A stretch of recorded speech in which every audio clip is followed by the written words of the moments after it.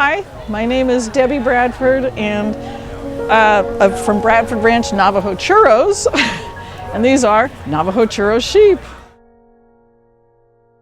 These are Navajo Churro Sheep. They actually got their name Navajo Churro in the 1800s, but in the 1500s and 1600s, the conquistadors had trapped and captured the Hopi peoples and gave them the wool, the sheep and the wool.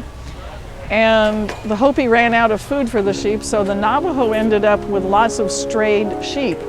And to the Navajo, this is the only real sheep breed and part of their cultural heritage. Navajo Churro sheep are a very rare heritage breed, also a cultural heritage breed.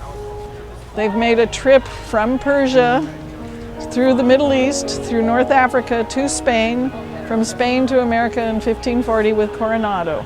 By the 1890s, there were about 400,000 of these sheep in America.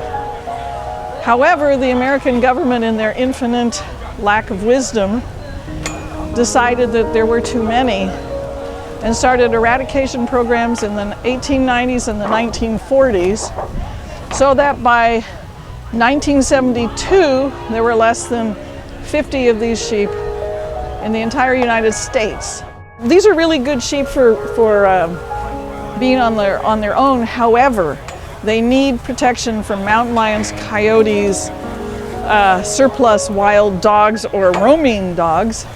So I personally have a llama and a couple of guardian dogs, and that keeps my sheep safe. As to working with them, I don't allow anyone to make pets out of rams, because then the ram isn't afraid of you, and by the time he's 2, he wants to challenge you to see who's the top ram.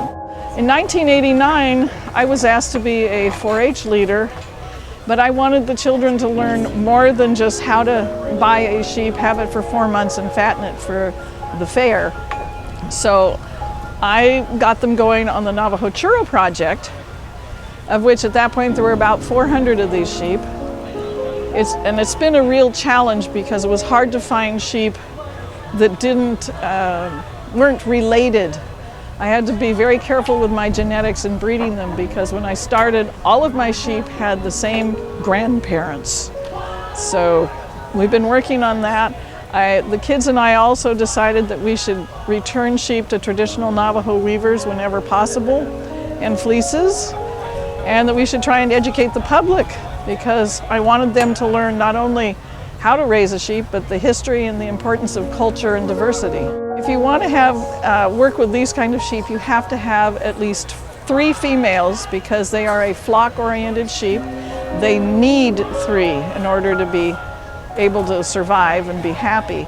And I've discovered that it takes about 2 bales of hay a month to keep one sheep happy.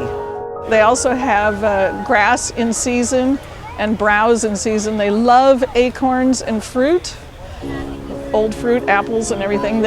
I give them trace mineral selenium salt blocks, because our area is low in selenium. Other places would be just trace mineral salt whenever they need it. They don't need grain. They don't need to be wormed every month. I worm them twice a year because I take them to shows, but they don't need a lot of excess food. I shear them twice a year. I get two fleeces off of them each year.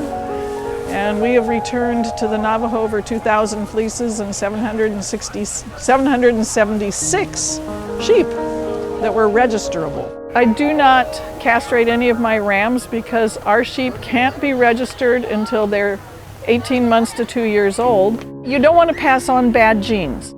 And so if you have horns that are going backwards and going into the body, this is a bad thing. If you have horns that are going forward and keeping them from eating, that's bad. Yeah. Horns that are too close to the head that can crush the head, that's a bad thing.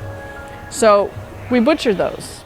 It's very important to raise and preserve endangered breeds and minor breeds, because you never know when you might need them. For example, these sheep have never been known to get scrapie, which is a very, very, very bad disease with no, with no cure. and the sheep are dead at 6 or 7 months years of age.